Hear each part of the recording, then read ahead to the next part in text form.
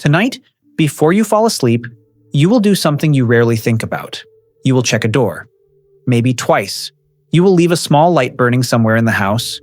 You will pull the blanket slightly higher, and if a sudden sound cuts through the darkness, your body will react before your mind understands why. Your heart will race, your muscles will tighten, your eyes will search for something you cannot see. The strange part is, you are not afraid of anything specific. You just are. That quiet, invisible alertness you feel at night, it isn't entirely yours.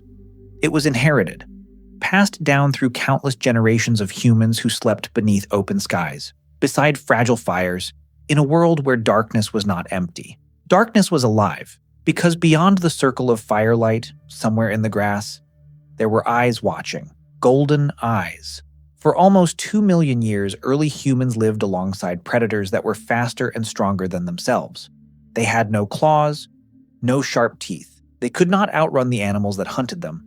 Yet somehow, they survived. And among all the creatures that shared their ancient world, one animal left a mark deeper than any other: the lion. Here is the mystery. Across civilizations separated by thousands of miles and thousands of years, from Egypt to Mesopotamia, from Persia to Rome, humans repeatedly chose the same animal to represent greatness. Not the largest, not the strongest, not even the most dangerous. They chose the lion. Why? Why would a species that spent most of its existence trying to avoid predators take one of those predators and turn it into the symbol of everything they admired? To understand that, we have to travel backward. Not 100 years, not 1,000, almost 2 million. Picture the African grasslands at sunset.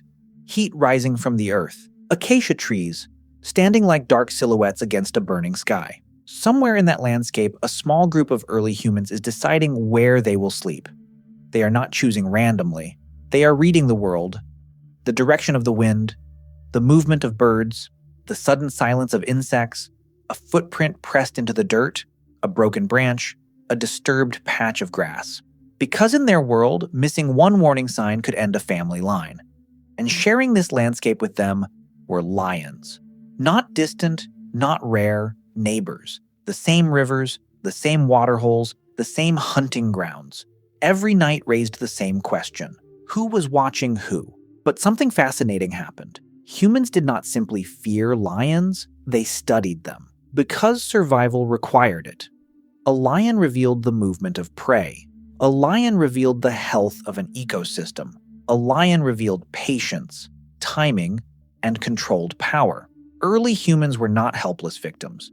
They were students of the natural world, and the lion taught them something no other creature could: how power behaves. Because a lion does not waste energy proving it is powerful. It waits, it watches, it moves only when the moment is right. And slowly, over thousands of generations, something changed inside the human mind.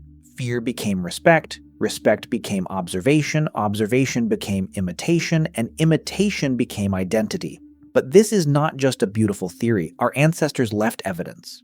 Deep inside a cave in southern Germany, archaeologists discovered a small figure carved from mammoth ivory. It was not a tool, it was not a weapon. It was a creature that had never existed in the physical world. A body of a human with the head of a lion. The sculpture is around 40,000 years old. Older than farming, older than cities, older than written language by tens of thousands of years. Someone spent hundreds of hours shaping mammoth tusk with nothing more than stone tools, sitting in darkness, working by the flicker of a small fire, creating something that was not necessary for survival. That is what makes it extraordinary. Because this was not just art, it was imagination. It was symbolism. It was a human mind trying to understand something greater than itself. And in the caves of France, prehistoric artists painted lions with astonishing accuracy. The shape of the shoulders, the way lions hunted together, even the fact that Ice Age cave lions had no manes. These were not imaginary monsters. These were animals the artists knew. Imagine standing inside one of those caves. The air is cold.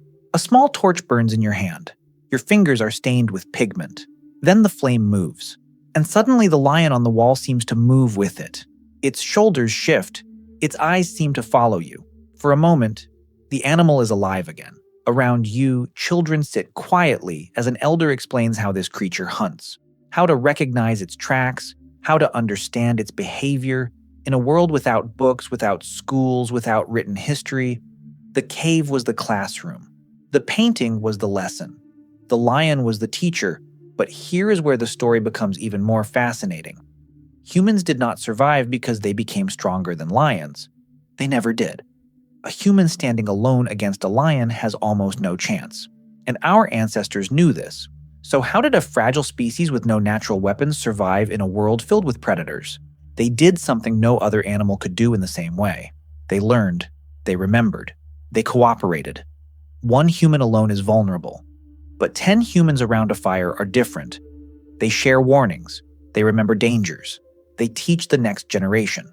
They preserve knowledge beyond a single lifetime. A lion may know how to hunt, but humans learned how to pass knowledge forward. The greatest weapon humans ever created was not a spear.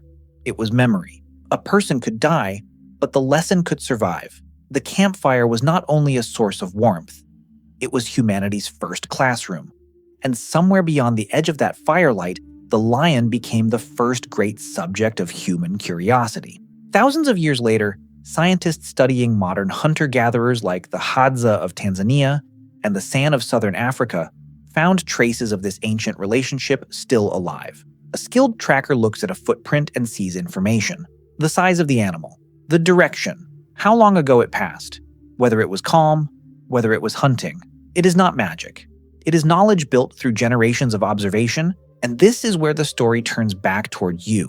Because your brain is still running the same ancient software, you live inside buildings, you have electricity, alarms, cameras, but deep inside your mind, the old instincts remain. That is why a dark room feels different from a bright one. Why sudden silence can feel more uncomfortable than loud sound. Why you notice movement in the corner of your eye. Your brain was not designed in a city. It was designed on the edge of a fire. The people who noticed the strange sound in the grass survived. The people who ignored it did not. Those instincts were passed down, not because humans were weak, but because humans were learning. And this is why the lion became such a powerful symbol. It represented something humans deeply understood: awareness, control, patience, strength without unnecessary violence. A lion does not need to constantly prove it is dangerous. Its presence is enough. Ancient civilizations looked at this animal and saw qualities they wanted for themselves: the ability to remain calm under pressure, the ability to lead, the ability to wait for the right moment. The lion became a mirror. But this still leaves one question. Why did rulers thousands of miles apart choose the same creature? In ancient Egypt, pharaohs connected themselves with the strength of the lion. In Mesopotamia, lions appeared beside kings and gods. In Persia, lions became symbols of royal power. In Greece and Rome, lions represented courage and heroic strength. Different languages, different cultures, different histories, yet the same animal kept returning. Because the lion was already ancient before civilization itself. Long before there were kingdoms, humans had already built a relationship with this creature. The symbol existed before the crown, before the throne, before the empire. Civilizations did not create the lion as a symbol. They inherited it. Humans do not choose symbols randomly. The things we admire represent the things we believe we need. The eagle represents vision. The wolf represents loyalty. The lion represents something uniquely powerful, a balance between danger and control. A creature capable of destruction, yet calm enough to wait. The lion was not simply a symbol of physical strength. It was a symbol of intelligence expressed through restraint. Humans did not defeat the natural world by becoming lions. They became something no predator could ever become: a species that could observe, a species that could imagine, a species that could turn experience into knowledge, and knowledge into culture. That was humanity's true advantage, not claws, not speed, not strength. The ability to look at the world and learn from it. The greatest achievement of early humans was not that they survived the lion, it was that they learned from it. The lion moved from the landscape into the human imagination, from the caves into the temples, from the temples into the crowns of kings. But perhaps the most surprising part is that the lion never truly ruled humanity. It never conquered us. The lion became powerful because humans gave it meaning. We took a predator from the natural world and turned it into a symbol of ourselves. So tonight, when you lock that door, when you leave that small light on, when you pull the blanket a little higher because something in the darkness still feels unknown, remember this. You are not just a modern person in a modern room. Inside your mind lives the memory of countless generations who looked into the darkness and listened carefully.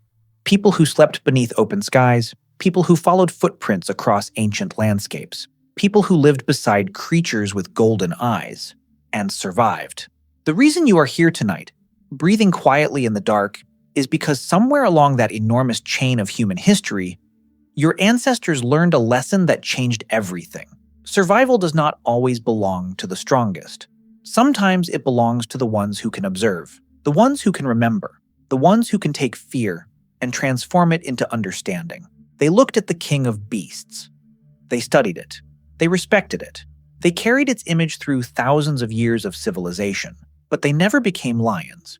They became something far more unusual, a creature that could stand in the darkness, hear the roar beyond the firelight, and choose not only to survive, but to understand.